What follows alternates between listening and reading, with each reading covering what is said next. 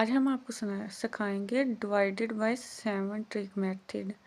हमने लिखा 301, तो इसको हमने डिवाइडेड किया 7 पे। डिवाइडेड कैसे होगा?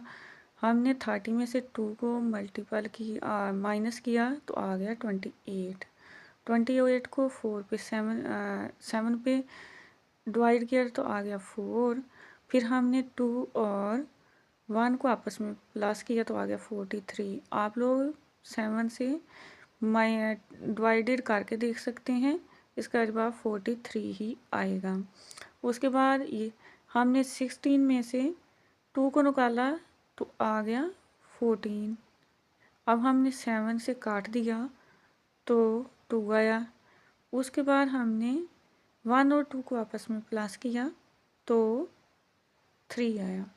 इसको भी आप 7 से मल्टीपल करके और डिवाइडेड करके देख सकते हैं, 23 ही आएगा। उसके बाद 581 जो है, इसका आप जवाब कमेंट में दें।